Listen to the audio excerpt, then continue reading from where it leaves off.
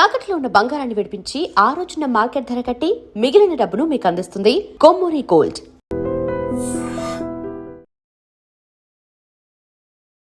తమ్మారెడ్డి భరద్వాజ్ అనే వ్యక్తిని మాత్రం ఏ రోజు సినిమా వదలలేదు, ఆయన సినిమాని వదలట్లేదు.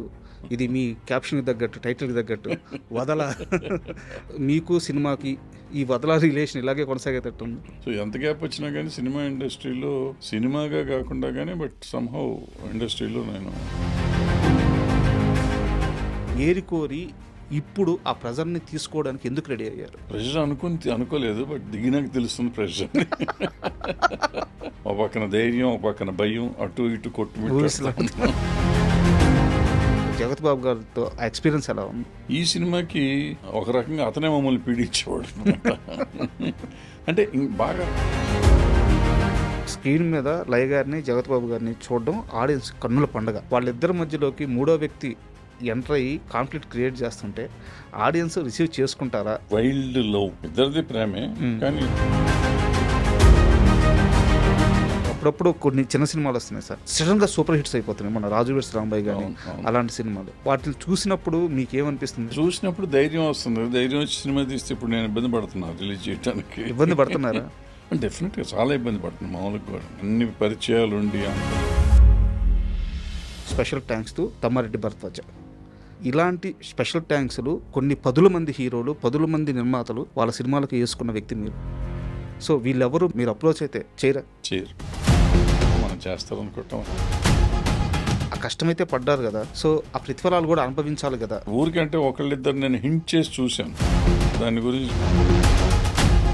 సినిమా హీరోలు 200 కోట్లు 250 కోట్లు తీసుకోవడం అనేది దొమ్ములు గుద్దుకొని గర్వంగా చెప్పుకోవాల్సిన మాట అని ఒక స్టేట్మెంట్ ఇచ్చారు. అవును, తమ్మారెడ్డి గారి నోటి నుంచి రావాల్సిన మాటేనా అది? ఇవాళ ప్రపంచవ్యాప్తంగా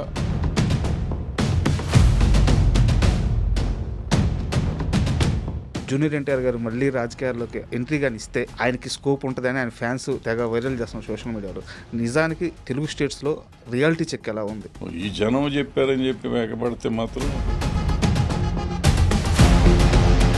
తెలంగాణ ఎగ్జిబిటర్స్ తీసుకుంటున్న ఈ కాల్ మీద మీ స్టాండ్ ఏంటి? అన్ని సినిమాలు పర్సంటేజ్ మీద ఆడతాం.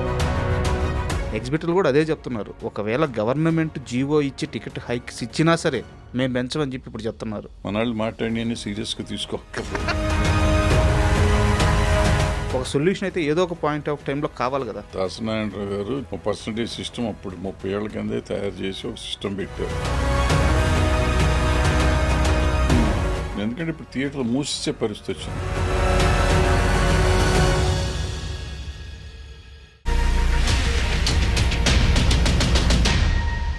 Hi, welcome to my show. Tammareddy Bharadwaj గారు, ఈ పేరుకి ఎలాంటి పరిచయ వాక్యాలు అవసరం లేదు. వారు చాలా రోజుల తర్వాత ఇప్పుడు వదల అనే మూవీతో నిర్మాతగా మన ముందుకు రాబోతున్నారు. అండ్ ఇప్పటికే రిలీజ్ అయిన గ్లిమ్స్ కానీ టీజర్ కానీ చాలా ప్రామిసింగ్గా ఉన్నాయి. ఈ నేపథ్యంలో తమ్మారెడ్డి గారిని అడిగి ఆ మూవీ ఎలా వస్తుంది అండ్ ఆ మూవీ విశేషాలతో పాటు ఇప్పుడు ఇండస్ట్రీలో ఉన్న కొన్ని పరిస్థితుల గురించి వారిని అడిగి సవివరంగా తెలుసుకున్నాం. హాయ్ సార్, నమస్తే. నమస్తే సార్, ఇప్పుడు మిమ్మల్ని కలిసినా సరే ఒక గురువుని ఆ కలిసిన ఫీలింగ్ వస్తుంది. బాడీ అంతా ఒక రకమైన క్రమశిక్షణకి అలా అయిపోతుంటుంది. బహుశా మీ దగ్గర నేను కొన్నాళ్ళ పాటు పనిచేయడం వల్ల మీ క్రమశిక్షణ, మీ నిజాయితీ, మీ ముక్కుసూటితనం అన్నీ తిరిగిన వ్యక్తిని కావడం వల్ల ఆ భయం ఇప్పుడు అట్లాగే ఉండిపోతూ ఉంది. సార్, యాక్చువల్గా ఒక సీరియస్ క్వశ్చనే. ఈ ఇండస్ట్రీలో, సినిమా ఇండస్ట్రీలో మనుషుల్ని చాలా త్వరగా మర్చిపోయే ఇండస్ట్రీ. ఇలాంటి ఒక ఇండస్ట్రీలో ఒక వ్యక్తి 12 సంవత్సరాల క్రితం సినిమాలు తీయడం, సినిమాకి సంబంధించిన ప్రొడక్షన్కి కానీ మేకింగ్ కానీ దూరంగా ఉంటే ఆ వ్యక్తిని ఇండస్ట్రీ ఖచ్చితంగా మర్చిపోవాలి కూడా. తమ్మారెడ్డి భరద్వాజ్ అనే వ్యక్తిని మాత్రం ఏ రోజు సినిమా వదలలేదు, ఆయన సినిమాని వదలట్లేదు. ఇది మీ క్యాప్షన్కి తగ్గట్టు, టైటిల్కి తగ్గట్టు వదల మీకు సినిమాకి ఈ వదల రిలేషన్ ఇలాగే కొనసాగేటట్టు ఉంది. అంటే ఆల్మోస్ట్ 50 years నుంచి జరుగుతుందమ్మా. 50th ఇయర్ ఇది నాకు యాక్చువల్గా. సార్, 76లో నేను చెన్నాటికల్లోనే ఒక సినిమా చేశాం. దానికి ప్రొడ్యూసర్గా ఫస్ట్ టైం పేరు పడింది. సార్, 79లో చరిత్ర స్టార్ట్ చేశాను. బట్ 76లో ధ్రువచిత్ర అని చిన్న నాటికలు కృష్ణరాజు గారితో చేశాను. దానికి నేను ప్రొడ్యూసర్ని. సార్, సో 50వ సంవత్సరం ఇది. కంటిన్యూస్గా సినిమాలు చేసినాక 93 తర్వాత కొంచెం 93 తర్వాత 95 ఆల్మోస్ట్ 2000 వచ్చింది. నేను పెళ్ళికి రెడీ 2000. దాని తర్వాత చాలా బ్రేక్ వచ్చింది. మళ్ళీ 2004లో అనుకుంటా పోతే పోనీ చేశాను. సార్ తర్వాత 2014లో ప్రతిఘటన చేశాను. సో అక్కడ గ్యాప్ వచ్చింది. 7-8 ఏళ్ళు అక్కడ గ్యాప్, మళ్ళీ ఇక్కడ 11-12 ఏళ్ళు ఎప్పుడు గ్యాప్. సార్ సో నేను వదలటం అంటే 50 years నుంచి వదలకుండా అట్లా కంటిన్యూ అవుతున్నాం. సినిమాలు అనేది ఇందాక ఎందుకు చెప్పానంటే ఆ గ్యాప్ మధ్యలో చాలాసార్లు 2 సార్లు గ్యాప్ వచ్చింది. సార్ అప్పుడు 7-8 ఏళ్ళు గ్యాప్ వచ్చింది, ఇప్పుడు 10-12 ఏళ్ళు గ్యాప్ వచ్చింది. సో ఎంత గ్యాప్ వచ్చినా కానీ సినిమా ఇండస్ట్రీలో ఈ రోజుకి నన్ను పాపం గుర్తుపెట్టుకున్నారు, చాలామంది గుర్తుపెట్టుకుంటూ ఉంటారు, ఏదో మాట్లాడుతూ ఉంటారు. సినిమాగా కాకుండా కానీ బట్ సంహౌ ఇండస్ట్రీలో నేను చలామణి అవుతున్నాను ఇప్పటికి కూడా. అంటే ఒక మేకర్ గాను లేకపోతే ఒక నిర్మాత గాను తమ్మారెడ్డి ప్రస్థానం పరిమితం కాలేదు సార్. అవును. ఈరోజు తెలుగు సినిమా అభివృద్ధి కోసం ఉన్నామని చెప్పుకుంటున్న ఎన్నో శాఖల్ని మీరు ఆర్జుడు నాకు తెలిసి.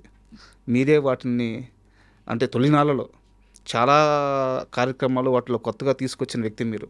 సో ఆ వాసనలు, ఆ కృతజ్ఞతలు. అంటే అట్లా కాదు, అది యాక్చువల్గా నేను ఒక స్టేజ్కి వచ్చినాక వచ్చాను.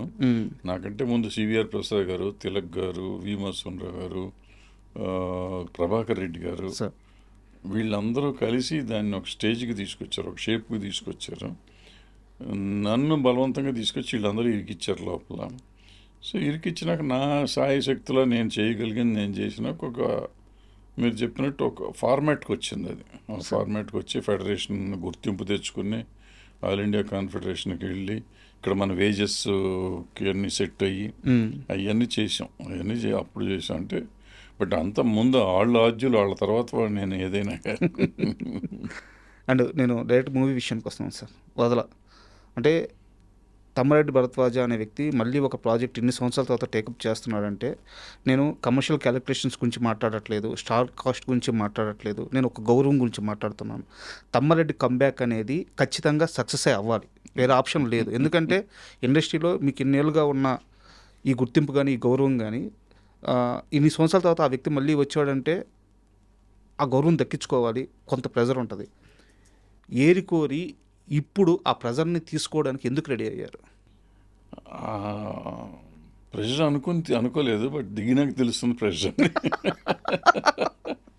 ఎందుకంటే ఒక కథని బాగా నచ్చింది, కథ బాగుంది, ఇది పలానా అంటే కొత్తగా ఉంటుంది, వెరైటీగా ఉంటుంది. And it's out and commercial film. నేను రెగ్యులర్గా నేను చేసే నాకు నచ్చే సినిమాలలాగా కాకుండా సార్ నేను మామూలుగా థియేటర్కి వెళ్ళి చూస్తాను కదా, టికెట్ కొనుక్కొని చూసే సినిమాలు ఉంటాయి కదా, అలాంటి సినిమా ఇది. సో డెఫినెట్గా బాగుంటుంది, జనానికి నచ్చుతుంది అనే ఉద్దేశంతోనే మొదలెట్టాను. తీశాను. 8 అయ్యి కాపీ వచ్చేటప్పటికి నా ఫీలింగ్ అదే ఈ రోజుకి కూడా. బట్ రేపు జనం ఏం చెప్తారో తెలియదు కదా. అంటే ఇప్పుడు సిస్టమ్స్ మారిపోయినాయి. మా రోజుల్లో మేము చేసిన ఈవెన్ 14 ఏళ్ళ కింద కూడా నేను సినిమా తీసానంటే రిలీజ్కి చేద్దాం అనుకుంటే చేసేటమే. సార్ ఇవాళ అనుకుంటే ఇవాళ చేసేవాడిని, రేపు అనుకుంటే రేపు చేసేవాడిని. ఇవాళ పరిస్థితులు అట్లా లేవు. సో ఇవాళ కూడా రిలీజ్ చేయగలగటం చేయొచ్చు, బట్ రకరకాల భయాలు, డబ్బులు ఇన్వాల్వ్మెంట్ పెరిగిపోయింది. ఇప్పుడు ఇన్వెస్ట్మెంట్ పెరిగిపోయింది. ఇంత ఇన్వెస్ట్మెంట్ మీద ఇప్పుడు ఓటీటీ అని అయ్యని ఇవన్నీ రకరకాల పేర్లు వచ్చినాయి. అంటే రెవెన్యూ వచ్చే ఆదాయం. సో దాంట్లో వాళ్ళు తీసుకోకపోతే మనకు డబ్బులు రావని కొంచెం థియేటర్లో వేస్తే ఈ థియేటర్లో కరెక్ట్ రెవెన్యూస్ చూస్తున్నాం కదా ఇప్పుడు రిలీజ్ అవుతున్న సినిమాలు, ఇవన్నీ చూస్తూ ఉంటే అసలు రాకపోతే తర్వాత ఓటీటీ వాళ్ళు ఎవరు రాకపోతే మొత్తం పోతుంది కదా అనే భయాలు. లేదు రిలీజ్ చేస్తే మనది సూపర్ హిట్ అవుతుందనే ఒక ధైర్యం, ఒక పక్కన ధైర్యం, ఒక పక్కన భయం, అటు ఇటు కొట్టుమిట్టు. అంటే మీరు డైరెక్ట్గా చెప్తుంది ఏంటంటే ఇప్పుడున్న ఇండస్ట్రీలో సినిమా రిలీజ్ డేట్స్ అనేది మేకర్స్ చేతిలో లేవు, ఓటీటీల నిర్ణయాల మీద ఆధారపడి ఉన్నాయని చెప్తున్నారు. అంటే మనం ఓటీటీ కోసం సినిమా తీయటం, లేదా మనం రికవర్ అవుతుంది అనుకున్న సినిమా తీయటం చేస్తే డెఫినెట్గా అంతే సార్. ఎందుకంటే రికవరీకి ఇప్పుడు థియేటర్లో అన్ని సినిమాలకి ఓపెనింగ్లు రావట్లా, చాలా సినిమాలకి ఓపెనింగ్లు రావట్లా, చాలా తక్కువ పర్సంటేజ్ డబ్బులు వస్తున్నాయి. సో షేర్లో అయినా కానీ తక్కువ వస్తుంది. కాబట్టి కొన్నిటికి వస్తున్నాయి, కొన్ని మధ్యలో సూపర్ హిట్లు అయినవి ఉన్నాయి చిన్న చిన్న సినిమా. సినిమాలు. సో రావచ్చు, అది అవుతుందో ఇది అవుతుందో మనకు తెలియదు. అది అయ్యింది అనుకోండి, ఈవెన్ ఓటీటీలో కూడా మంచి రేట్ వస్తుంది. సార్ అది అవ్వలేదు అనుకోండి, ఇక ఓటీటీని మర్చిపోవాలి, యూట్యూబ్లో పెట్టుకోవాల్సి వస్తుంది అనమాట. సో ఏది ఎలా జరుగుతుందో తెలియదు. సో ఆశ, ఇది జరిగితే అది జరుగుతుంది కదా, ఇది వస్తే అది వస్తుంది కదా, అన్ని రకాలు రికవర్ అవుతాం కదా అని ఒక ఆశ ఉంటుంది ఆ ప్రొడ్యూసర్ అనేవాడికి. ఇప్పుడు నేను పాత భారద్వాజ్ లాగా ఉండాలా ఉండకూడదా నాకు అర్థం కావట్లేదు. అలా ఉండాలంటే ముందు రిలీజ్ చేసేద్దాం, చూద్దాం. ప్రిపేర్ అయ్యే తీసాం కదా, వాళ్ళు ఎవరో వస్తారని ఏదో చేస్తారని అనుకోలేదు మనం. సో ఎవరిని నమ్ముకుని ఉండలేదు. బట్ ఏంటంటే అవకాశం ఉంది కదా, ఎందుకు తొందరపడతారు అనేవాళ్ళు ఉంటారు ఫ్రెండ్స్.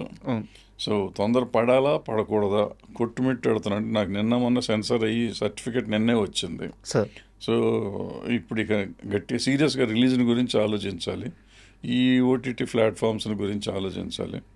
సో వాళ్ళు కంట్రోల్ చేస్తారంటే వాళ్ళని నమ్ముకున్నప్పుడు వాళ్ళు కంట్రోల్ చేస్తారు. ఎందుకంటే మేజర్ ఇన్వెస్ట్మెంట్ వాళ్ళని ఇవ్వమంటున్నాం మనం. అవును, వాళ్ళు ఇచ్చినప్పుడు మరి వాళ్ళ రిలీజ్ షెడ్యూల్ చేసుకున్న ప్రకారం మన రిలీజ్ చేయమంటాను. So in that way they are right. Sir మనం వాళ్ళని నమ్ముకోలేదు అనుకోండి, మనం డైరెక్ట్గా రిలీజ్ చేస్తాం, హిట్ అయితే వాళ్ళు వస్తారు మన దగ్గరికి అనుకుంటే రిలీజ్ చేసుకోవచ్చు మనం. జగత్ బాబు గారిది అంటే అంతఃపురం ఆ సినిమాకి మీరు కో ప్రొడ్యూసర్. ఆ రోజు జగత్ బాబు గారిని చూశారు, ఈరోజు జగత్ బాబు గారిని చూస్తున్నారు. ఈ మొత్తం స్పాన్లో ఆయన ఎన్నోసార్లు పడ్డారు, ఎన్నోసార్లు లేశారు. బట్ మనిషిగా ఎప్పుడు ఆయన ఆ స్థాయిలోనే ఉన్నారు. ఆయన గురించి గొప్పగా చెప్పేవాళ్ళే కానీ ఇంత నెగిటివ్ కూడా ఆయన గురించి లేదు. సో ఈరోజు మళ్ళీ ఆయనతో కలిసి పనిచేస్తున్నప్పుడు జగత్ బాబు గారితో ఆ ఎక్స్పీరియన్స్ ఎలా ఉంది? బాగుంది, డెఫినెట్గా బాగుంది.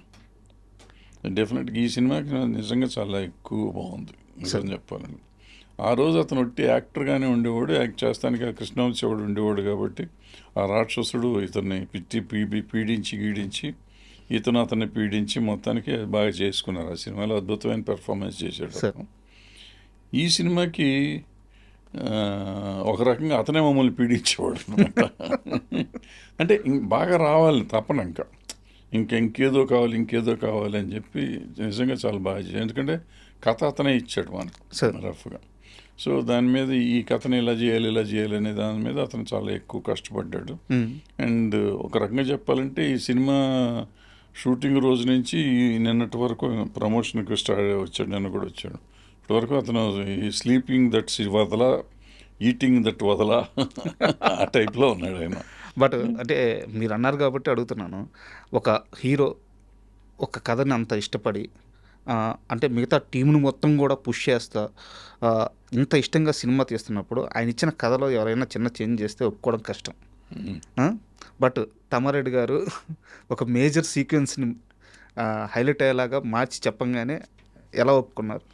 అట్లా అని కాదు, మార్చి చెప్పడం అనేం కాదు, కథ చెప్పినప్పుడు సంగతి కదా. మనం సినిమా తీసినాక మనం ఏం మాట్లాడలేదు. చెప్పినప్పుడు ఒక ఫార్మాట్ ఆయన చెప్పాడు, ఫార్మాట్ బాగుంది, ఇట్లా కాదు ఇట్లా ఉంటే బాగుంటుందేమో అన్నా నేను. సో దెన్ వాళ్ళ తర్వాత వాళ్ళంతా కలిసి వర్క్ చేశారు. సో వాళ్ళకి నచ్చింది కాబట్టి చేశారు వీళ్ళు. అండ్ హీరోయిన్ లయ గారితో మీరే 3 సినిమాలు చేశారు, డైరెక్టర్గా అయితేనే ప్రొడ్యూసర్గా అయితే. అండ్ జగత్ బాబు గారికి ఇది లయ గారితో 5వ సినిమా. సో సెట్లో వాళ్ళిద్దరి బాండింగ్ ఎలా ఉండేది? బాగుంటుంది, బాబు బాగా కలిసిపోతాడు, ఆ అమ్మాయి అందరితో బాగానే ఉంటుంది సార్. సో గొడవ ఏం లేదు అసలు, ఎప్పుడు ఏ రకమైన ఇది లేదు, చాలా హ్యాపీగా జరిగింది షూటింగ్. అందులో ఆ అమ్మాయి అసలు no trouble type heroine. So ఎప్పుడు ఏం ఉండదు, ఆ అమ్మాయి రావటం పని చేసుకోవటం పోవటం తప్ప అమ్మాయికి వేరే ఏమి ఉండదు. సో చాలా బాగా చేశారు. లయ గారు యాక్చువల్గా యుఎస్లో ఉంటారు కదా సార్, ఈ సినిమా కోసం అక్కడి నుంచి రావడం వెళ్ళడం ఇది బడ్డన్ అవ్వలేదా మీకు? లేదు, మనకు అదేం లేదు. ఆవిడ ఇక్కడికి వచ్చి ఇక్కడే ఉంటారు ఆవిడ. ఓకే, ఆవిడకి ఇల్లు ఉంది ఇక్కడ. సో ఆవిడ వచ్చి ఇంట్లో ఉంటారు, మన షూటింగ్ ఉన్నప్పుడు మన షూటింగ్ చేసి వెళ్ళిపోతారు. ఇంకేదైనా ఉంటే ఆ సినిమా కూడా చేస్తారు. సో రావటం పోవటం ఉండటం మనకు సంబంధం లేదు, ఆవిడ కష్టం ఆవిడదే. మనకి ఇక్కడి నుంచి తీసుకొచ్చుకోవటం తీసుకెళ్ళటం మామూలుగా చేయాల్సిందే కదా, అవి చేసుకుంటాం. యాక్చువల్గా దీనికంటే ముందు మీరు ఒక ఇంటర్వ్యూ ఇచ్చారు. ఆ ఇంటర్వ్యూలో మీరు తలుచుకుంటే ఇప్పుడుండే స్టార్లు కూడా చాలామంది మీరు అడిగితే డేట్లు ఇస్తారు, మీరు అడగట్లేదు అని చెప్పి ఇంటర్వ్యూ అడిగితే అదంతా భ్రమ, నేను ఎవరికి ఏం చేయలేదు అని చెప్పి మీరు అన్నారు. అయితే నాకు ఒక క్వశ్చన్ సార్, నేను ఈ మధ్య అడవిశేషి గారిని ఇంటర్వ్యూ చేయడానికి ప్రిపేర్ అవుతా ఉన్నా. వారి సినిమా కర్మ అని ఒక మూవీ, వెరీ ఫస్ట్ మూవీ.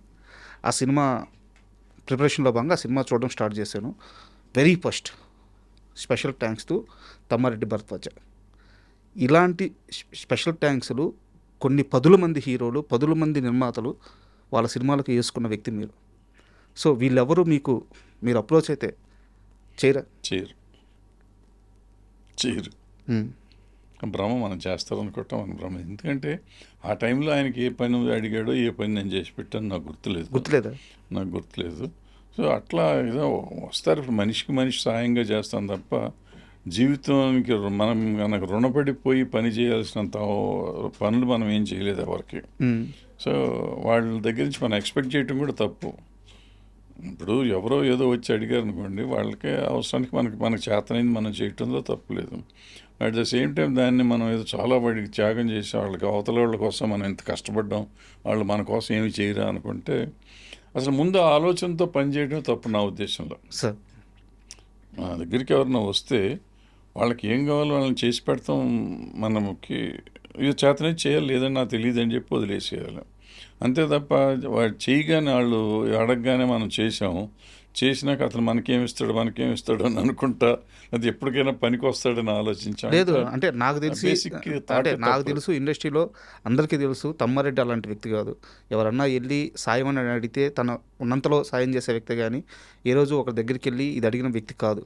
అయితే నేను అడిగేది ఆ కష్టమైతే పడ్డారు కదా, సో ఆ ప్రతిఫలాలు కూడా అనుభవించాలి కదా. నాకు తెలిసి జరగదు అనుకోండి. ప్రతిఫలం అనేది నేను ఎప్పుడు ఆశించలేదు కాబట్టి నాకు తెలీదు. బట్ ఇవాళ ఉన్న ట్రెండ్లో అది జరగదు. ఎందుకంటే వాళ్ళ సైకలాజికల్గా వాళ్ళు ఎదిగిపోయి ఉన్నారు అందరూ. వాళ్ళకి కావాల్సినట్టు మనం ఉండవనో, లేదంటే మన మీద ఉన్న గౌరవం కొద్దీ ఇంత పెట్టుకుంటే ఎందుకు ఆయన మనం బాధ పెడతాం ఇష్టం లేదు, దూరంగా ఉంటే బెటర్ అనుకుంటారు. పెద్దగా ఊరికంటే ఒకళ్ళిద్దరు నేను హింట్ చేసి చూశాను. ఓకే, ఇంకా డైరెక్ట్గా నువ్వు చేస్తావు అని ఎవరిని అడగలేదు, కానీ మనం చేస్తే ఎట్లా ఉంటుంది అంటే వాళ్ళు దాని గురించి మాట దాటేశారు. సో దాని అర్థం మనకు వద్దనే కదా. సో దానికి ఇంకా మిగిలిన వాళ్ళని అడగటం కూడా అనవసరం అని చెప్పి నేను ఎవరిని అడగలేదు. సార్ అంటే గట్టిగా మీరు చేస్తే కానీ అవ్వదు అనే మనం వెళ్ళి నువ్వు చేస్తే నేను బతుకుతాను ఇవన్నీ చెప్పలేం కదా. సో డేట్లు ఉంటే ఇస్తాడు. ఇప్పుడు మనం ఎట్లా ఉంటుందంటే నీ రెమ్యునరేషన్ ఎంత అంత ఇస్తానమ్మా నువ్వు సినిమా చేయమంటాం. దానికి కూడా చేసే పరిస్థితులు చాలామంది లేరు. సో అది మన భ్రమ. వాళ్ళు అందరూ చేస్తారు మనం వెళ్తే అనేది మన భ్రమ. అండ్ నేను కంటెంట్ వైజ్కి వస్తే సార్, అంటే చాలా క్లియర్గా అర్థమైపోతుంది టీజర్లోనే. ఒక వెరీ గుడ్ బ్యూటిఫుల్ ఫ్యామిలీ, వాళ్ళ మధ్యలోకి మూడో వ్యక్తి వస్తారు. అయితే ఇక్కడ నా డౌట్ ఏంటంటే, స్క్రీన్ మీద లయ గారిని జగత్ బాబు గారిని చూడడం ఆడియన్స్ కన్నుల పండగ. ఇది ఇప్పటి నుంచి కాదు, దశాబ్దం ముందు నుంచి కూడా అద్భుతమైన జంట. వాళ్ళిద్దరి మధ్యలోకి మూడో వ్యక్తి ఎంటర్ అయ్యి కాన్ఫ్లిక్ట్ క్రియేట్ చేస్తుంటే ఆడియన్స్ రిసీవ్ చేసుకుంటారా? ఈ భయం కలగట్లేదా మీకు? భయం ఏముంది, అదే ఇప్పుడు ఆయన సినిమాలన్నీ ఇద్దరు హీరోయిన్లు ఒక హీరో కథ కదా. ముందు కూడా రెండో హీరోయిన్ వచ్చినాక ఆమెనే తీసుకుంటాడా పోతాడా అనేదే కదా ఆలోచించేవారు అప్పుడు సినిమాలు కూడా. ఇప్పుడు అంతే అనుకోవచ్చు కదా. అయితే థ్రిల్లర్ అదేంటంటే ఇద్దరు భార్యలకు అయితే ఒక ప్రియురాలు ఒక ఇల్లాలు కథల టైప్లో ఉంటుంది. ఆ సాఫ్ట్ టచ్ లేదు ఈ టీజర్లో. అది లేదు. ఇది కొంచెం అంటే వైల్డ్ లవ్, ప్రేమే, ఇద్దరిది ప్రేమే, కానీ ఇద్దరిది బాగా మంచి ప్రేమ చెడ్డ ప్రేమ, లేదా చెడ్డ ప్రేమ కాదు, రెండు మంచి ప్రేమలే. మంచి ప్రేమకు మధ్య యుద్ధం అనుకోండి కొంచెంసేపు. ఆ అమ్మాయి ఎవరు సార్? చిన్న అమ్మాయి అంటే తన ఐస్ ఎక్స్ప్రెషన్స్ క్లోజ్ షాట్లు చూసినప్పుడు అసలు ఎంత ఇంటెన్సివ్గా ఉందంటే ఆ లుక్స్. ఎవరు తను ఎలా కాస్ట్ చేశారు? ఆ అమ్మాయి కన్నడ మన యాక్చువల్గా మన ఆమని గారి మేనగోడలు, వాళ్ళ అన్నయ్య కూతురు. ఆ అమ్మాయి సినిమాలు చేస్తుంది, ఈ మధ్య కన్నడం సినిమాలు చేస్తుంది, తెలుగు కూడా చేస్తుంది అంటున్నా తెలీదు. సో ఆ అమ్మాయిని చూసి ఐస్ బాగున్నాయి అని చెప్పి చేశాను క్యారెక్టర్కి. అమ్మాయి స్మైల్ కూడా బాగుంటుంది సార్, టీనేజ్ పిల్లకాయ బాగుంది కదా అని చేసాం. అండ్ ఈ సినిమాకి మీతో పాటు ప్రొడ్యూసర్గా ఉన్న ఆయన ఫ్లాష్ బ్యాక్ తీస్తే చాలా విచిత్రంగా ఉంది. నాతో పాటు ప్రొడ్యూసర్ ఆయనే ప్రొడ్యూసర్, నేను యాక్టింగ్ ప్రొడ్యూసర్. ఆయన ఫ్లాష్ బ్యాక్ కానీ ఆ లైఫ్ షో మొత్తం తెలుసుకుంటే చాలా విచిత్రంగా ఉంది. చాలా జీరో స్థాయి నుంచి కష్టపడి ఎదిగి వేరే స్టేట్కి వెళ్ళి అక్కడ డబ్బులు సంపాదించుకొని మీ దాకా వచ్చి అసలు ఇదంతా ఎట జరిగింది? ఆయన గతమే తెలియదు నాకు అసలు.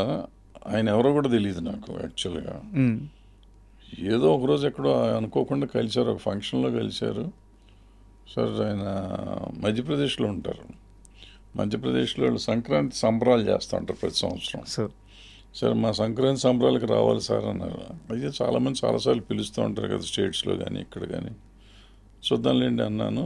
తర్వాత వాళ్ళు పిలిస్తే కదా మనం చూసేది అనుకుంటే సడన్ తర్వాత ఒకరోజు పిలిచారు, వెళ్ళాను, వచ్చాను. వచ్చినాక మళ్ళీ ఒకరోజు వచ్చి మనం సినిమా తీయాలి సార్ అన్నారు. ఉమ్, ఎంతండి డబ్బులు పోతాయి, సినిమాలు తీయవద్దు అన్న. ఏ ఊరికి జోకులు కదా అనుకున్నాం. కాదు మళ్ళీ ఇంకోసారి వచ్చి అప్పటికి పరిచయం లేదు, ఇంత ఇది అన్నిటికీ second meeting third meeting, sir ఎక్కడ పరిచయం లేదు మనకి. సో సినిమా అంటారు, డబ్బులు ఎంత ఉంటాయో ఆయన దగ్గర ఏముందో తెలియదు నాకు, నా దగ్గర నేను అనుకుంటున్నాను ఏంటో తెలియదు. సో కుదరదండి, పోతాయండి, వద్దండి అని చెప్పాను. ఆ తర్వాత మాట్లాడుతా అంటే ముందే అన్నారు సినిమా, తర్వాత మధ్యప్రదేశ్లో కరెక్ట్ ఉమ్, వెళ్ళినాక అక్కడ మధ్యప్రదేశ్కి వెళ్ళినప్పుడు అక్కడ గవర్నమెంట్ వాళ్ళు కనపడి ఆ సబ్సిడీలు చెప్తే ఓ చిన్న బడ్జెట్ సినిమా చేస్తే 50% కాస్ట్ అక్కడ కవర్ అవుతుంది కదా, బ్యాలెన్స్ 50% రిస్క్ ఉంటుంది. ఉమ్, మంచి సినిమాలు చేస్తే ఈ మధ్య ఆడుతున్నాయి కదా అని నేను అక్కడ చేసి మీరు చేస్తే అవుతుందండి, అయినా వద్దు అని చెప్పాను. ఆ తర్వాత ఏదో కథ నేను వినటం జరిగి బాగుందని ఆయనకి చెప్పాను, ఇట్లా బాగుంది, జగపతి బాబు చేస్తే బాగుంటుంది. ఇప్పుడు జగపతి బాబు దగ్గరికి వెళ్ళాము. తర్వాత ఈయన వచ్చారు. ఇంకా ఆ తర్వాత ఆ కథ మొత్తానికి వర్కౌట్ అవ్వాల. వేరే కథ ఈయన చెప్పాడు, ఈయన కథ ఆయనకి నచ్చింది, ప్రొడ్యూసర్ గారికి బాగా నచ్చింది, ఉమ్, నాకు బాగా నచ్చింది. బట్ నేను చిన్న కరెక్షన్స్ చెప్పాను, ఓకే అన్నారు. అట్లా వచ్చింది. సో అట్లా ఆయన వచ్చాడు, ఆయన ప్రయాణం అట్లా సాగింది సినిమాలో. అంటే సినిమా విషయం కాస్త పక్కన పెడితే గత ఈ 2-3 సంవత్సరాలుగా తమ్మారెడ్డి భరద్వాజ గారి మైండ్ సెట్లో కానీ వారి వ్యక్తిత్వంలో కానీ అంటే ఒక సున్నితం అనే ఒక మార్పు ఏమన్నా వచ్చిందా? వయసు అయిపోవట్లేదమ్మా, ఎందుకు అగ్రెసివ్గా ఉంటాం ఎందుకు? ఒకటి. రెండో ప్రాబ్లం ఏంటంటే పొలిటికల్ సీన్ మారిపోయింది. ఎక్కడ సహనం లేదు ఎవరిలోనూ. సార్ సహనం ఏ పార్టీలోనూ లేదు. వాళ్ళు ఆలోచన విధానాలు మారిపోయినాయి. ఏది మాట్లాడినా ఎవరు అరెస్ట్ చేస్తారో తెలియట్లేదు. ఎందుకు మనకి ఈ వయసులో అరెస్ట్ అవ్వడం? మనం నోరు మంచిది కాదు, నోరు మంచిది అయితే ఊరు మంచిది అంటారు, నోరు మూసుకుని కూర్చుంటే బెటర్ కదా అని చెప్పి నేనే మాట్లాడతాం మానేసి. నిజంగా కూడా ఏమైందంటే 1 year నుంచి ఈ సినిమా ఆడావిడ సరిపోయింది, ఆల్మోస్ట్ 8-9 months. అంతకుముందేమో అప్పుడే ఎలక్షన్ అయింది, వచ్చారు, మాట్లాడతాం ఎందుకు తెలుసుకుంటారు కదా, కొత్తగా వచ్చారు వీళ్ళు. నాకు 6-7 నెలలు మాట్లాడకూడదని అనుకున్నా. ఈ లోపల ఈ సినిమా ఆడావిడి ఇవన్నీ కలిసి ఈ లోపల అరెస్టులు ఎక్కువైపోయినాయి. ఎవరేం మాట్లాడినా లోపల వేసేస్తున్నారు, బూతులు తిడుతున్నారు. ఎందుకు వచ్చింది? ఏ పార్టీ వాళ్ళు అంత సహనం లేదు, ఎవరిలోనూ లేదు సహనం. ఎవరు మంచి తీసుకుంటానికి ప్రిపేర్డ్గా లేరు. ఇక మనకు అనవసరం లేదు. అది కాకుండా జనం కూడా వినే పరిస్థితులు లేరు. సార్ ముందు మనం చెప్తాంటే ఇంతకుముందు వినేవారు, అయ్యో చెప్తుంది నిజమా అబద్ధం అని ఆలోచిస్తానికి ఉండేది. ఇప్పుడు ఆలోచిస్తానికి అది వెంటనే ఇబ్బంది పడుతున్నారు. సో మనం ఎందుకు ఇబ్బంది పడి ఇన్ని కష్టాలు పడి వీళ్ళకి చెప్పాలనేది నాకు వచ్చింది. అంటే ఇప్పుడు ఇండస్ట్రీలో గత 2-3 రోజులుగా ఒక సీరియస్ ప్రాబ్లం వస్తుంది తెలంగాణ ఎగ్జిబిటర్స్ సంబంధించి. సో తెలంగాణ ఎగ్జిబిటర్స్ తీసుకుంటున్న ఈ కాల్ మీద మీ డిసిషన్ అంటే వాళ్ళు ఏమడుగుతున్నారంటే ఇంకా రెంటల్ వద్దు, షేర్ బేస్ మీదే థియేటర్స్, సింగిల్ స్క్రీన్ థియేటర్స్ నడిపించాలి అని చెప్పి అడుగుతున్నారు అనమాట. సో నిజానికి ఎగ్జిబిటర్స్ అడిగే విధానంలో ఆడియన్స్కి కూడా లాభం ఉంది, బట్ నిర్మాతల వర్షన్ వేరేగా ఉంది. దీని మీద మీ స్టాండ్ ఏంటి? అంటే ఏమీ లేదు, అది ఇంతకుముందు గతంలో అని పర్సంటేజ్ మీదే ఉండే సినిమా థియేటర్స్ అన్నీ. సార్ ఇప్పుడు పర్సంటేజ్ మీద ఆడొచ్చు, బట్ అంటే అన్ని సినిమాలు పర్సంటేజ్ మీద ఆడటం వరకు కరెక్టే. బట్ కొన్ని పెద్ద సినిమాలకి ఆ బడ్జెట్ 50% ఇవ్వటం కష్టం అవుతుంది. ఎందుకంటే పూర్వకాలం 90% కూడా ఇచ్చేవారు పెద్ద సినిమాలకి. ఓకే, అది 70-80% ఇచ్చి 20% వాళ్ళు తీసుకుంటే ధర్మంగానే ఉంటుంది. చేసి వీక్లీ మారుతూ ఉంటే కలెక్షన్ వాళ్ళకి పెంచుకుంటే మనకు తగ్గుతా, ప్రొడ్యూసర్కి తగ్గుతా వెళ్తే బాగుంటుంది. అందుకని ముందు మాత్రం ఏదో రెంట్ ఆడి 1 వారం రెంట్ ఆడి 2వ వారం పర్సంటేజ్ వాళ్ళు అడుగుతుంది ఏంటంటే చేస్తే మొత్తం రెంటల్ చేయండి, లేకపోతే పర్సంటేజ్ చేయండి అంటారు. మొత్తం రెంటల్ చేయరు మనాళ్ళు. సో రీజనబుల్గా ఉండాలి. లివ్ లెట్ లివ్ కదా, వాళ్ళు బతకాలి, మనం బతకాలి. సో సినిమాలో ఆడతలేదు. 20-30 వారాలు మించి 50 వారాల్లో 20 వారాలు ఆడితే 30 వారాలు సినిమాలు ఆడతల్లా. అవును. వాళ్ళకి ఫీడింగ్ ప్రాబ్లం అవుతుంది. సో అన్ని రకాలుగా బాగుండాలి అంటే ఎలా చేయాలి అనేది ఆలోచించాల్సిన విషయం. అయితే ఇక్కడ అట్లా చేస్తే ఏమవుతుందంటే ఏదో ఎవరినో బతికిస్తానని నా సొమ్ము ఎందుకు పోగొట్టుకోవాలంటారు. ఇప్పుడు పెద్ద ప్రొడ్యూసరు ఇప్పుడు ఆయన ఏంటి సాక్రిఫైస్ చేయాలి కదా. ఇప్పుడు పర్సంటేజ్ పర్సంటేజ్ మీదకి వెళ్తే ఆడితే దీని రెవెన్యూ మీద చాలా తక్కువ వస్తుంది ఆయనకి. సార్ నా డబ్బులు ఎందుకు పోగొట్టుకోవాలి నేను అంటాడు. సార్ ఇక్కడ ఒక చిన్న ఎగ్జాంపుల్ చెప్తాను సార్. ఇప్పుడు 1 AM షోలని 4 AM షోలని పర్మిషన్లు తీసుకుంటున్నారు. ఒక్క టికెట్ 1000 రూపాయలు పెడుతున్నారు. ఆ ఒక్క షోకి ఇంచుమించుగా కలెక్షన్లు ఎంత వస్తాయి సార్? 7-8 లక్షలు, 10 లక్షలు దాకా వస్తున్నాయి. అదే థియేటర్కి ఆ షోకి ఇచ్చే రెంట్ ఎంత? 10,000 రెంట్. ఆడ అర్ధరాత్రి మేలుకొని థియేటర్ రన్ చేసి పోలీసులకి, సెక్యూరిటీకి, అందరికీ ఖర్చులు పెట్టుకొని థియేటర్ని రన్ చేయాలి. ఇది సమస్య కదా. సమస్య అంటే ఇప్పుడు వాళ్ళకి అవసరం, వీళ్ళకి అవసరం. ఇప్పుడు ఏమవుతుందంటే ఆ థియేటర్కి ఆ పెద్ద సినిమా కావాలి. సార్ ఆ పెద్ద సినిమా వస్తే 4 వారాలు 5 వారాలు నడుస్తుందని వాళ్ళకి ఆశ ఉంటుంది. అందుకని ఇప్పుడు ఈ కష్టం పడాలి. ఇప్పుడు నేను సినిమా తీశాను, లేకపోతే నాలాగా ఒక 100 మంది సినిమాలు ఉన్నాయి, మేము థియేటర్కి ఇస్తాం, చేస్తారా? సార్ చేస్తున్నారా? చేయరు కదా. మన సినిమా మార్నింగ్ షో వేస్తాం ఏమంటే వారానికి రోజుకి ఒక షో వేస్తామండి, 2 షోలు వేస్తామండి అంటారు. ఆ సినిమాకి ఏంటంటే గ్లామర్ ఉంటుంది. ఆ గ్లామర్ ఉన్నప్పుడు అర్ధరాత్రి కాదు, తెల్లారగట్ట కాదు, వేస్తేనే నెక్స్ట్ షోస్ ఉంటాయి. నెక్స్ట్ 3-4 వారాలు థియేటర్ రన్ అవుతుంది. వాళ్ళు 3 రోజులు రన్ అయ్యే రోజుల్లో 4-5 వారాలు రన్ అయ్యే సినిమా వస్తుంటే హ్యాపీగా ఉంటారు ఇప్పుడు కదా. మీరు చెప్తుందే చిన్న సినిమాని ఇస్తే వేస్తారని అడుగుతున్నారు కదా. ఎగ్జిబిటర్లు కూడా అదే చెప్తున్నారు. ఆడియన్స్ థియేటర్స్కి రావట్లేదు, ఫుట్ఫాల్స్ తగ్గిపోతున్నాయి. అంటే ఒకవేళ గవర్నమెంట్ జీవో ఇచ్చి టికెట్ హైక్స్ ఇచ్చినా సరే మేము పెంచమని చెప్పి ఇప్పుడు చెప్తున్నారు. ఇవన్నీ మాటలు చెప్తానికి బాగానే ఉంటాయి, జరిగితే సంతోషం. నేను అసలు టికెట్ హైక్ అనేది తప్పు అని చెప్పి నేను ఫస్ట్ నుంచి మీరు చెప్తున్నారు. చెప్తున్నా. సో అది తప్పు. ఏమవుతుందో చూద్దాంలేండి. ఇప్పుడు అన్నీ ఒక్కో సినిమాకి ఒక్కోసారి మాట్లాడుతూ ఉంటారు. మన వాళ్ళు మాట్లాడి సీరియస్గా తీసుకోకపోలేదు. అయితే ఈ సమస్య కొత్తగా ఈ రోజు ఈ వారంకో ఈ నెలకో పుట్టుకురాలేదు సార్. గత 3 సంవత్సరాల నుంచి ఇది నలుగుతూనే వస్తుంది. అయితే ఎప్పుడు దీన్ని తెర మీద తీసుకొచ్చినా పలానా హీరో సినిమాని తొక్కేయడానికి ఇలా చేస్తున్నారు, పలానా హీరోని టార్గెట్ చేశారు, ఇది ఎప్పుడు రిపీట్గా వినిపిస్తూనే ఉంది. ఒక సొల్యూషన్ అయితే ఏదో ఒక పాయింట్ ఆఫ్ టైంలో కావాలి కదా. ఇది 30 సంవత్సరాల నుంచి ఉందబ్బా. దాసనారాయణరావు గారు ఛాంబర్లో మీటింగ్ పెట్టి ప్రొడ్యూసర్ అందరినీ పెట్టి ఒక పర్సంటేజ్ సిస్టమ్ అప్పుడు 30 ఏళ్ల కిందే తయారు చేసి ఒక సిస్టమ్ పెట్టారు. మరి ఆ రోజు నుంచి ఈ రోజు వరకు అది ఫాలో అవ్వట్లేదు. ఈ పర్సంటేజ్ ఆడాలని అప్పుడు చెప్పారు గురువు గారు. సో ఇది జరుగుతూనే ఉంది, ఎప్పటికప్పుడు చర్చలు జరుగుతూ ఉన్నాయి, కుదరట్లేదు. ఇప్పుడు కొంచెం సీరియస్గా తీసుకుని, ఎందుకంటే ఇప్పుడు థియేటర్లు మూసేసే పరిస్థితి వచ్చింది. అప్పుడు మూసేసే పరిస్థితి అన్నారు, ఇప్పుడు నిజంగా మూసేసారు. చాలా థియేటర్లు లేవు సార్, సింగిల్ స్క్రీన్ థియేటర్స్ లేవు చాలా వరకు. కానీ మోస్తున్నారు, కానీ అట్ ద సేమ్ టైం పక్కన తెరుస్తూ ఉన్నారు కొత్తవి. మరి అవి కూడా వస్తున్నాయి. అవంతా మల్టీప్లెక్స్లో వస్తున్నాయి సార్. మల్టీప్లెక్స్ థియేటర్ కదా ఏంటి, జనం అదే కదా. ఇప్పుడు సింగిల్ థియేటర్ నీకు 150 రూపాయలు టికెట్, మల్టీప్లెక్స్ 300 రూపాయలు టికెట్. మరి 300కి వెళ్తున్నారుగా జనం. దగ్గరంటే 300 పెట్టి పెడతాను కానీ పిచ్చోడా, దీనికంటే ఎక్కువ ఖర్చు పెట్టి థియేటర్ కడుతున్నారు కదా. మరి ఎందుకు కడుతున్నారు వాళ్ళు? వాళ్ళకి షేర్ పర్సంటేజ్ బేస్ మీద నడుస్తుంది, వాళ్ళకి ఆ లగ్జరీ ఉంది. థియేటర్స్ మెయింటెనెన్స్ కూడా. జనం రావట్లేదు అంటున్నారు కదమ్మా. నీకు జనం రావట్లేదు కాబట్టి కలెక్షన్ రావట్లేదు అంటున్నావు. మరి నువ్వు 50% కాదు 30% ఇవ్వు, జనం రావాలి కదా అక్కడ. వాళ్ళకైనా అదే ప్రాబ్లంగా. సేమ్ నాకు సింగిల్ థియేటర్కి ఏ ప్రాబ్లం ఉందో మల్టీప్లెక్స్ కూడా అంతే ప్రాబ్లం. ఫుట్ఫాల్స్ విషయంలో ఇంకా ఎక్కువ కూడా ఉండొచ్చు, ఎందుకంటే కాస్ట్ బేస్ కాస్ట్ ఎక్కువ కాబట్టి వెళ్ళొచ్చు. సో అది పరిస్థితి, అది కాదు. ఎక్కడో మనం మిస్ అవుతున్నాం, ఈ అన్నిట్లోనూ మిస్ అవుతున్నాం మనం. సార్ అంటే యాక్చువల్గా మిమ్మల్ని సినిమా ప్రమోషన్కి పిలిచి నేను ఇది మాట్లాడడానికి కారణం ఏంటంటే, ఈ సబ్జెక్ట్ని అర్థం చేసుకొని ఈ సబ్జెక్ట్ మీద లోతుగా మాట్లాడగలిగిన మనుషులే తక్కువ ఉన్నారు ఇప్పుడు ఇండస్ట్రీలో. అది నేను ఓపెన్గా చెప్పగలను. నిజానికి ఇటు ఈ గిల్డ్ కానీ లేదా ఈ ఎగ్జిబిటర్స్ కానీ వీళ్ళందరినీ కూర్చోబెట్టి నిక్కచ్చిగా మాట్లాడి ఒక సొల్యూషన్ తీసుకురాగల పెద్ద ఎవరు ఇండస్ట్రీలో? నేను మిగతా విషయాలు మాట్లాడట్లేదు, ఈ సొల్యూషన్ కోసం మాట్లాడాలి. ఎవరు లేరు నాకు తెలుసు. వాళ్ళంతా ఇప్పుడు పెద్దోళ్ళే కాబట్టి వాళ్ళే తేల్చుకోవాలి.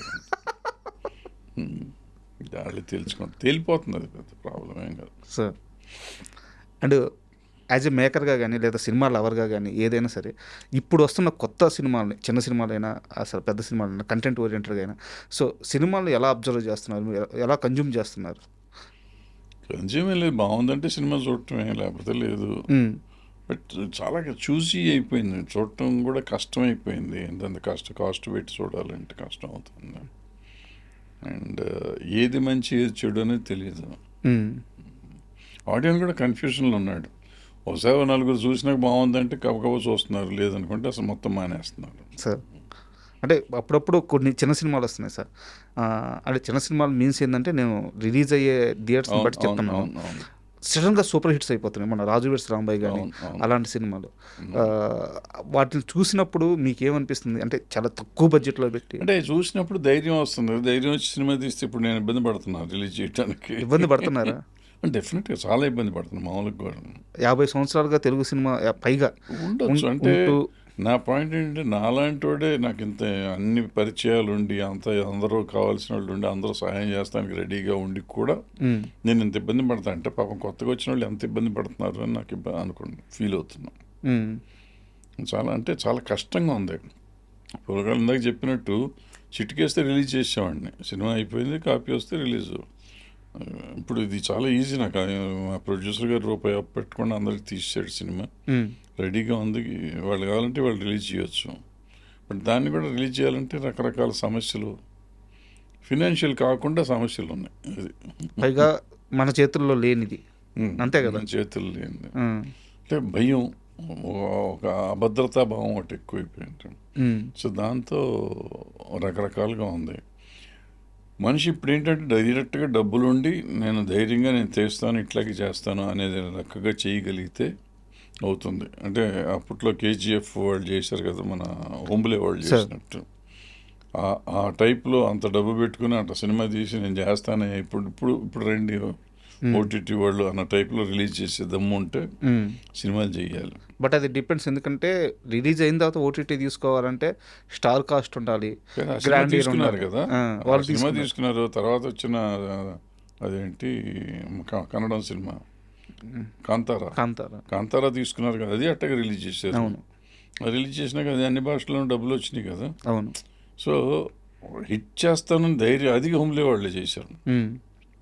సో వాళ్ళకి ధైర్యం ఉండాలి, అంటే తీసే ప్రొడ్యూసర్కి ధైర్యం ఉండాలి. అంత లెవెల్లో ధైర్యం ఉన్నవాళ్ళు సినిమాలు చేస్తే అందరూ దారిలోనే ఉంటారు.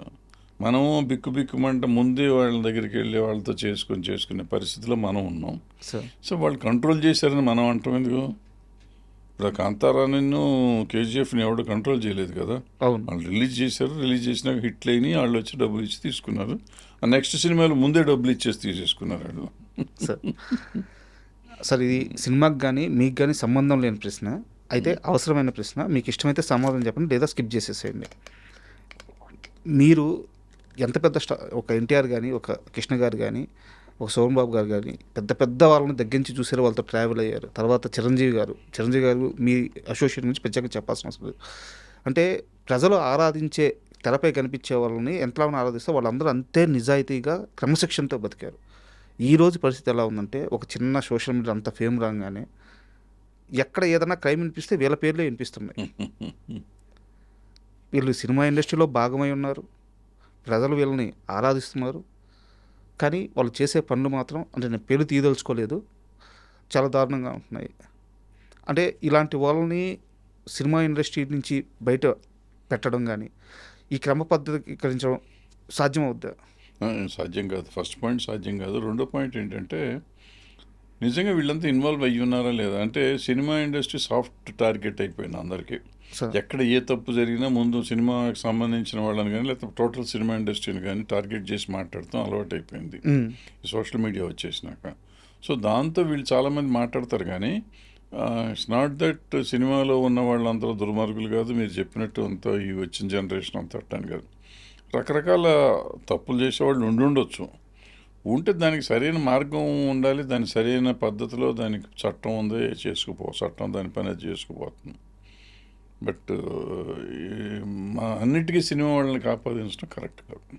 అంటే ఎందుకు ఈ ప్రశ్న అడిగానంటే తెలంగాణ రాష్ట్ర ముఖ్యమంత్రి వచ్చేసి cinema industry one of the major industry, దానికోసం ఏం చేయడానికి సిద్ధంగా ఆయన స్టేట్మెంట్ ఇచ్చున్నారు. ఏపీ విషయానికి వస్తే ఏపీలో షూటింగ్స్ చేయండి, అద్భుతమైన ప్రదేశాలు ఉన్నాయి, అద్భుతమైన లొకేషన్స్ ఉన్నాయని వారు ప్రతిసారి కాల్ ఇస్తున్నారు. బట్ లోతులో ఏ సమస్య ఉంది అనేది రిజిస్టర్ అయిందా లేదా అనేది నాకు అర్థం కాక సమస్య ఏం లేదండి, ఎక్కడ సమస్య లేదు. ఇప్పుడు ఎక్కువలో సినిమాలు బయట చేయట్లేదు, ఎక్కడెక్కడో చేసుకుంటున్నారు. పెద్ద సినిమాలో బయట చేస్తారు, చిన్న సినిమాలో ఎక్కడ సబ్సిడీ ఇస్తే అక్కడికి వెళ్తున్నారు. ఎందుకంటే 1.5-2 కోట్లు కూడా ఇస్తున్నారు బయట స్టేట్స్లో. సో బయటకు వెళ్తున్నారు. ఇక్కడికి వెళ్ళాలంటే మామూలుగా తీసే సినిమాలు తీస్తున్నారు, బట్ మిగతా వెళ్ళాలంటే డబ్బులు ప్రాబ్లము, అక్కడ వెళ్ళట్లేదు. సింపుల్. దానికి రాయితీలు ఇవ్వడం కావాలి, ఇస్తే చేస్తారు. అండ్ అంటే పొలిటికల్గా అడగట్లేదు, తమ్మారెడ్డి గారి ఫ్యామిలీ అంతా కమ్యూనిజం భావజాలం దాంట్లోనే బతికారు, దాంట్లోనే పోరాడారు మీతో సహా. అయితే మీరు ఈ మధ్య ఒక స్టేట్మెంట్ ఇస్తూ సినిమా హీరోలు 200 కోట్లు 250 కోట్లు తీసుకోవడం అనేది దొమ్ములు గుద్దుకొని గర్వంగా చెప్పుకోవాల్సిన మాట అని ఒక స్టేట్మెంట్ ఇచ్చారు. అవును. ఇది ఒక వ్యక్తికి ఇంత రెమ్యునరేషన్ పోతున్నప్పుడు ఇండస్ట్రీలో మిగతా అన్ని వర్గాలకి ఆ స్థాయి, అంటే కనీసం ఆ స్థాయిని కాదు, హ్యాపీగా ఉంచే రెమ్యునరేషన్లో అందట్లేదు. తమ్మారెడ్డి గారి నోటి నుంచి రావాల్సిన మాటేనా అది? 100%. ఎందుకంటే ఒకానొకప్పుడు ₹1,00,00,000 హిందీలో ఇస్తారనుకున్నప్పుడు మన దగ్గర 10 లక్షలు కూడా ఉండేది కాదు సార్ రెమ్యునరేషన్, పెద్ద పెద్ద హీరోలకు కూడా. ఇది మనది చాలా చిన్న స్టేటు, చిన్న లాంగ్వేజ్, రీజనల్ లాంగ్వేజ్ కింద మనది చాలా చిన్న చూపుగా ఉండేది. అటువంటిది ఇవాళ హిందీ వాళ్ళు కాదు, ఎవళ్ళు కాదు, మనం ఇంటర్నేషనల్ వాళ్ళతో, అమెరికా వాళ్ళతో పోటీ పడే లెవెల్ రెమ్యునరేషన్స్కి వచ్చాం మనం. సో రెమ్యునరేషన్స్ ఎక్కువ తీసుకోవటం మంచిగా చెడా, అది ఇదా అనేది అది వేరే డిస్కషను. ఇవాళ సినిమా, తెలుగు సినిమా అనేది అసలు గుర్తింపు లేని ఒక సినిమాని ఇవాళ ప్రపంచవ్యాప్తంగా నెంబర్ 1 సినిమాగా తీసుకెళ్ళాం. అంటే నెంబర్ 1 కాదు, హాలీవుడ్ తర్వాత హాలీవుడ్ రేట్ డబ్బులు మనం తీసుకోగలిగే లెవెల్కి హీరోలు ఎదిగారు. అంటే నిజంగా గర్వపడాలి మన ఇండస్ట్రీ అంత దూరం వెళ్ళిందని. మన సినిమా కష్టాల దగ్గరికి వస్తే నేను చాలా చెప్తా, ఇవన్నీ మళ్ళీ వేరే. లేదు సార్, నేను అంటే చెప్తున్నాను, సందర్భం వచ్చింది కాబట్టి. నేను కాదంబరి కిరణ్ గారిని ఇంటర్వ్యూ చేసేటప్పుడు మీ గురించి ప్రస్తావించారు వారు. అంటే అప్పుడు షూటింగ్స్ అన్నీ చెన్నైలో జరిగాయి. ఈ సజెషన్ షాట్లు ఉంటాయి కదా, చార్మినార్ బ్యాక్గ్రౌండ్ ఒక షాటు, ఇట్లా హైదరాబాద్ రిజిస్టర్ అయ్యేదానికి షాట్ తీస్తే రాయితీలు ఇస్తారంట. దానికోసం మేకర్స్ అక్కడి నుంచి ఇక్కడికి వచ్చి కొన్ని షాట్లు తీసేవాళ్ళంట. అలాంటప్పటి నుంచి కూడా తమ్మారెడ్డి గారు లాంటి వ్యక్తులు ఫోర్స్ చేస్తూనే ఉన్నారు, రండి రండి అని చెప్పేసి. సో ఆ కష్టం అంతా తెలుసు సార్ నాకు, మీరు పడ్డ కష్టం అంతా తెలుసు. ఈ కష్టం లేదు, ఏం లేదు. నేను ఇక్కడ పుట్టి పెరిగాను అందుకని ఇక్కడ తీయాలని అనుకునేవాడిని. అందరూ తీస్తే బాగుంటుంది, మన తెలుగుదేశం తెలుగు రాష్ట్రం కదా అనే ఫీలింగ్లో ఉండేది.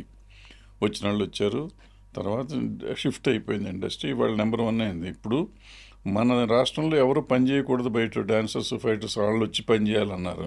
ఇవాళ మన రాష్ట్రం నుంచి బయటకు వెళ్తున్నారు. అవును, ఆ స్టేజ్కి వచ్చేసాం కదా. మనం ఎంత పెరిగాం, మనం డెఫినెట్గా జబ్బ చరుచుకోవాల్సిందే, గుండెలు బాధ కొట్టుకోవాల్సిందే. వీ డిడ్ ఇట్ అని. సార్, వదలా సినిమా గురించి ఒక 2 క్వశ్చన్స్ ఉన్నాయి. దానికంటే ముందు ఒక క్వశ్చన్ అడుగుతాను, కోప్పడకుండా సమాధానం చెప్పండి. తమిళనాడులో విజయ్ గారు ఆయన కొడితే దెబ్బకి సీఎం అయిపోయారు, మొత్తం లెక్కలన్నీ మారిపోయినాయి. అయితే ఆయన అక్కడ సీఎం అయిన తర్వాత ఇక్కడ గట్టిగా వినిపిస్తున్న పేరు జూనియర్ ఎన్టీఆర్ గారు మళ్ళీ రాజకీయాల్లోకి అలా ఎంట్రీ కానీ ఇస్తే ఆయనకి స్కోప్ ఉంటుందని ఆయన ఫ్యాన్స్ తెగ వైరల్ చేస్తాం సోషల్ మీడియాలో. నిజానికి తెలుగు స్టేట్స్లో రియాలిటీ చెక్ ఎలా ఉంది పొలిటికల్గా? ఏమవుతుందో తెలీదమ్మా, నాకు అసలు ఐడియా లేదు, నాకు ఆలోచన లేదు. బట్ వీళ్ళని నమ్మటానికి లేదు.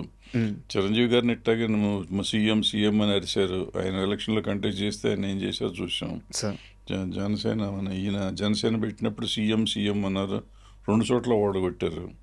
సో ఈ ప్రజల్ని నమ్మి వీళ్ళు సీఎం అంటారు కదా అని చెప్పి మనం వీళ్ళు ఎలక్షన్ చేస్తే ఎవరికైనా అంత ఉండదు. వాళ్ళు హోంవర్క్ చేసుకోవాలి. హోంవర్క్ చేసుకుంటే ఇప్పుడు అతను హోంవర్క్ చేశాడు, వర్కౌట్ అయింది. వీళ్ళు హోంవర్క్ చేస్తే ఇప్పుడు మొన్న ఎలక్షన్లో మళ్ళీ వాళ్ళు హోంవర్క్ చేశారు, జనసేన వాళ్ళు కానీ చంద్రబాబు కానీ వీళ్ళంతా హోంవర్క్ చేశారు, గెలిచారు. సో ఇప్పుడు మళ్ళీ హోంవర్క్ చేస్తే ఏమో గెలుస్తాడో తెలియదు. సో అది ఎవరో మనం ప్రెడిక్ట్ చేసే అంత సీన్లో లేదు. ఈ జనం చెప్పారని చెప్పి వేగపడితే మాత్రం దెబ్బతింటాం. వాళ్ళని నమ్మి వెళ్ళటం కాదు, మనం ఏం చేస్తాం, మనం చెయ్యాలి, మన సైడ్ నుంచి ఏం చేస్తున్నాం అనేది తెలుసుకుంటే దెర్ ఈస్. అండ్ వదలా సినిమా విషయానికి వస్తే జగత్ బాబు గారు కమర్షియల్గా మీకు ఇచ్చిన ఫీజిబిలిటీ ఏంటి? ఎందుకంటే ఇప్పుడు ఆయన సెకండ్ ఇన్నింగ్స్లో హైయెస్ట్ రెమ్యునరేషన్ తీసుకునే ఆర్టిస్ట్. ఎంతో కొంత ఫీజిబిలిటీ లేకపోతే ఇంత బడ్జెట్లో సినిమా అవడం కష్టం. అంటే ఫీజిబుల్ కదా, ఆయన అడిగినంతే ఇచ్చాం మనం, బట్ తగ్గించే అడిగారు ఆయన, తగ్గించినంత ఇచ్చాం, సరిపోయింది. పెద్ద బేరాలు గీరాలు ఏమి జరగలేదు, రీజనబుల్గానే ఉన్నారు. నేను రీజనబుల్లీ మేము కూడా పే చేయగలిగాము. బట్ ఆ మొదలెట్టినప్పుడు ఒక బడ్జెట్ అనుకున్నాం, బడ్జెట్ పెరగటం కొంచెం మాకు ఇబ్బంది అయింది. అదే సినిమా ఆయన సైడ్ నుంచి ప్రాబ్లం ఏం లేదు. మధ్యలో ఒక 10 days ఏదో అయిన తర్వాత ఆపారా? షెడ్యూల్ ఆపి మళ్ళీ వచ్చాము. తర్వాత వాళ్ళ ఇంట్లో పెళ్ళి అది ఉండి లేట్ అయింది. తర్వాత ఒక 1 month అయినాక మళ్ళీ స్టార్ట్ ఫినిష్ చేసుకొచ్చాం. సార్, అండ్ ఈ సినిమా షూటింగ్లో ఉండగా నాకు తెలిసి తమ్మారెడ్డి గారు చాలా ఓపిక్గా వెళ్ళుంటారు, మారిపోయి వెళ్ళుంటారు, చాలా సౌమ్యుడే వెళ్ళుంటారు. కానీ ఎప్పుడైనా షూటింగ్ జరుగుతున్నప్పుడు లెక్క తేడా కొడితే తమ్మారెడ్డి గారు ఒరిజినాలిటీ బయటకు వచ్చిన క్షణం చాలా సైలెంట్గా, చాలా మర్యాదగా, బుద్ధిమంతుల్లాగా సినిమా చేసుకుని వచ్చేసాను నేను. అక్కడ ఏ గొడవ లేదు, నేను ఎవరిని తిట్టను కూడా తిట్టలేదు. మీరు వచ్చారు కాబట్టి ఒక షేర్ చేసుకోవాలి. నేను చాలా చిన్న రైటర్ని 99 టీవీలో. తెలియక ప్రభాసు గోపిచంద్ గారి ఫ్రెండ్షిప్ బాండ్ మీద ఒక ఆర్టికల్ రాస్తున్నాను. వీళ్ళిద్దరు అంత మంచి ఫ్రెండ్స్, చాలా బాగుంటారు అది ఇది అని చెప్పి ఆ ఫ్లోలో మెచ్యూరిటీ లేక ఈ సినిమా కూడా ప్రభాస్ గారు గోపిచంద్కి దగ్గర ఉండి ఇప్పించారు అని చెప్పి ఏదో ఒక సినిమా గురించి రాశా యువి ప్రొడక్షన్స్లో. పక్క రోజు ఆఫీస్కి రాగానే మీరు ఎంత ఆవేశంగా వచ్చారంటే అంత ఆవేశంగా వచ్చి, మీకు గుర్తుందో లేదో నాకు తెలియదు, గోపీచంద్కి ఒకరు సినిమా ఇప్పించేంత స్థితిలో ఉన్నారా, 3 కోట్లు అడ్వాన్స్ ఇస్తా, ఇప్పుడు వెళ్ళి నాకు డేట్స్ తీసుకురా గోపిచంద్, ఒక పదం రాసేటప్పుడు ఎంత జాగ్రత్తగా ఉండాలి రైటర్ అని చెప్పేసి. అంటే మీ కమిట్మెంట్ నేను ఆ రోజు నేర్చుకున్నాను. అంటే కోప్పడ్డారు కానీ నేర్పించారు. సో నేను ఎందుకు అడుగుతున్నాను, తమ్మారెడ్డి గారు కోప్పడితేనే మనుషులకి లాభం. అట్లని కాదు, ఆ సినిమా అతననే కాదు, ఇప్పుడు రోజు నేను చూస్తుంటాను, మీడియా చూసినప్పుడు నాకు ఆవేశం వస్తూ ఉంటుంది. బట్ మనకెందుకు ఊరుకుంటాం.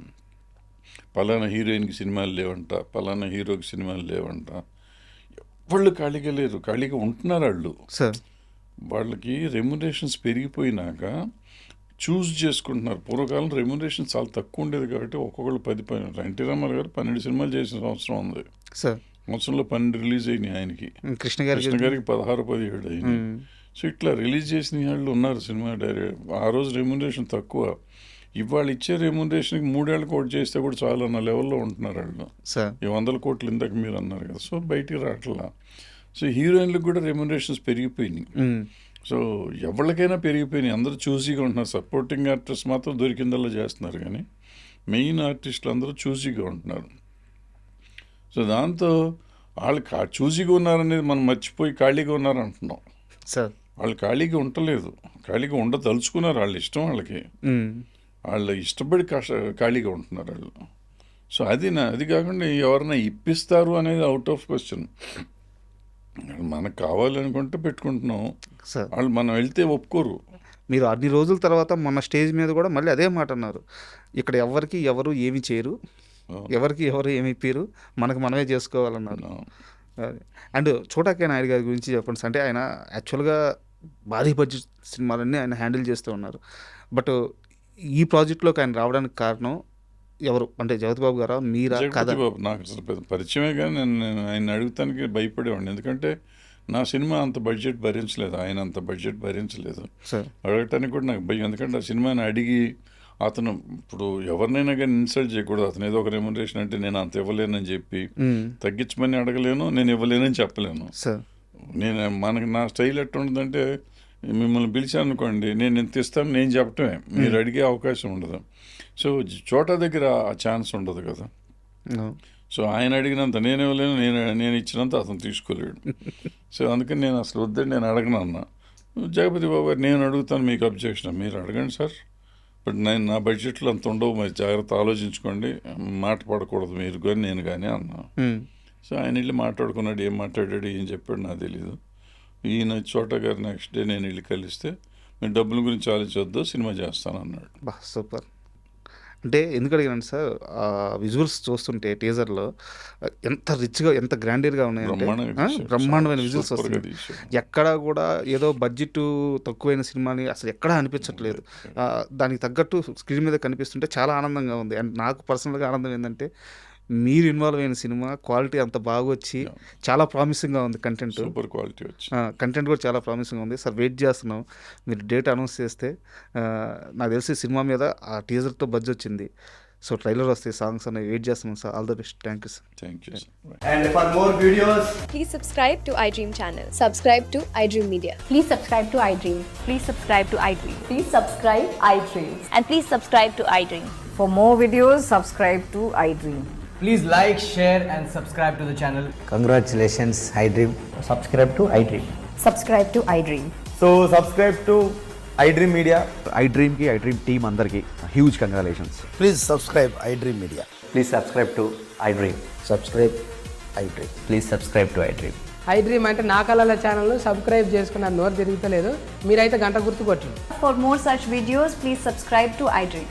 Subscribe to iDream. Please subscribe to iDream. Please subscribe iDream Media. Please do subscribe to iDream. Please subscribe to iDream Media. For best entertainment and information, please subscribe iDream. And don't forget to subscribe to iDream.